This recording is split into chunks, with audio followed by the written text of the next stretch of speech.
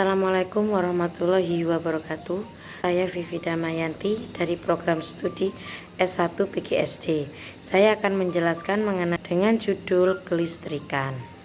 Pada praktikum kelistrikan ini saya melakukan dua percobaan. Percobaan pertama yaitu muatan listrik dan arus dan tegangan listrik. Percobaan yang pertama, muatan listrik. Tujuan dari percobaan praktikum ini untuk memperlihatkan adanya gaya elektrostatistika dua buah benda yang bermuatan. Alat dan bahan yang saya gunakan yaitu bola pingpong 2 buah, benang jahit, lembaran wol dan nilon, tas plastik, isolasi sisir plastik, dan potongan kertas yang kecil-kecil. Prosedur percobaannya, pertama kita menggantungkan sebuah bola pingpong pada bagian pinggir-pinggir meja dengan menggunakan benang dan isolasi.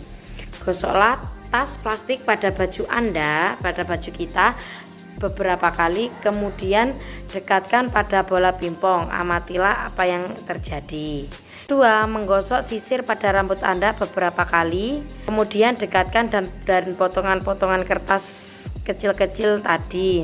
Ketiga, apabila terjadi percobaan yang kedua, dibiarkanlah dalam waktu yang cukup lama. Setelah kedua bola pingpong dengan benang, kemudian gantungkan ke bagian pinggir meja, tempelkan dengan isolasi, kemudian menggosok bola kiri dan kanan dengan kain wol, dekatkan keduanya. Kita mengisi tabel pengamatan yang sudah disediakan. Berdasarkan praktikum yang telah saya lakukan, bahwa benda netral memiliki jumlah proton yang sama dengan jumlah elektron. Benda yang netral dapat bermuatan listrik positif atau negatif dengan cara melepas elektron. Pemberian muatan pada benda dapat dilakukan dengan menggosok suatu benda dengan benda yang lain. Trik statis terjadi akibat adanya benda yang bermuatan listrik. Listrik yang sejenis akan tolak menolak, sedangkan muatan listrik yang tidak sejenis akan tarik menarik. Percobaan yang kedua, arus dan tegangan listrik. Tujuannya mengetahui atau menjelaskan aliran arus listrik dalam suatu rangkaian dan menjelaskan pengaruh tegangan dalam suatu rangkaian. Alat dan bahan: baterai 1,5 volt 3 buah, penjepit secukupnya merah dan hitam, lampu 2,5 volt sampai 3,6 volt 3 buah, avometer 1 buah, dudukan baterai 3 buah. Prosedur percobaan yang saya lakukan yaitu menyusun 3 buah baterai secara seri. Hubungkan kabel merah pada kutub positif dan kabel hitam pada kutub negatif. Salah satu ujung kabel merah dan hitam telah terpasang bola lampu berukuran 0,5 volt. Jika lampu menyala, menandakan adanya arus listrik dari kutub positif menuju kutub negatif.